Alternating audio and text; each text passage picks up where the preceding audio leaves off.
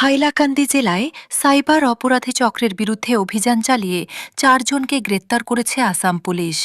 অভিযুক্তদের বিরুদ্ধে অনলাইন প্রতারণা, হ্যাকিং এবং অবৈধ অনলাইন জুয়ার সঙ্গে জড়িত থাকার অভিযোগ রয়েছে।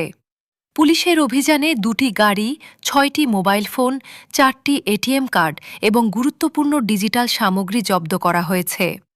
পুলিশ জানিয়েছে এই চক্রের সঙ্গে আরও কেউ জড়িত রয়েছে কিনা এবং তাদের বিদেশি নেটওয়ার্কের কোনো সংযোগ আছে কিনা তা খতিয়ে দেখতে তদন্ত অব্যাহত রয়েছে।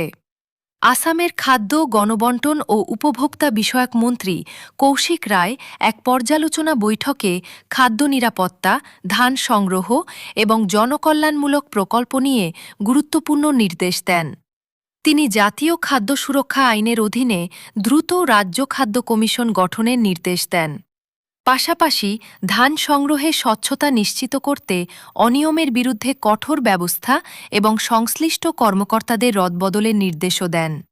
এছাড়া আগামী ১ অগস্ট চালু হওয়ার প্রস্তাবিত মসুর ডাল ও চিনি বিতরণ প্রকল্পের প্রস্তুতি দ্রুত শেষ করার নির্দেশ দেওয়া হয়েছে। গৌহাটি মেডিকেল কলেজ ও হাসপাতালে কথিত চিকিৎসাজনিত অবহেলার ঘটনায় এক জ্বরের রোগীকে ভুলবশত কিডনি রোগীর জন্য নির্ধারিত ৩টি ইনজেকশন দেওয়া হয়, ফলে তার শারীরিক অবস্থার অবনতি ঘটে। হাসপাতাল কর্তৃপক্ষ অভ্যন্তরীণ তদন্ত শুরু করেছে। অভিযুক্ত নার্সকে দায়িত্ব থেকে অব্যাহতি দিয়েছে এবং ভবিষ্যতে এমন ঘটনা এড়াতে অতিরিক্ত প্রশিক্ষণের ঘোষণা করেছে।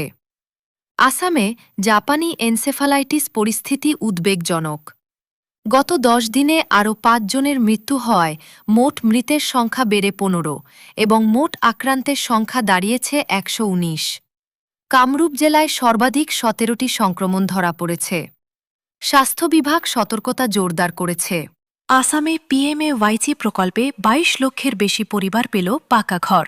শনিবার মুখ্যমন্ত্রী হিমন্ত বিশ্ব শর্মা জানান, গত ১০ বছরে প্রধানমন্ত্রী আবাস যোজনা গ্রামীণ পিএমএওয়াইজি এর আওতায় রাজ্যে ২২ লক্ষেরও বেশি পরিবারকে ঘর দেওয়া হয়েছে। এই প্রকল্পে ২৭,৭০০ কোটিরও বেশি টাকা ব্যয় হয়েছে এবং তহবিল ব্যবহারে আসাম বর্তমানে দেশের ২য় স্থানে রয়েছে।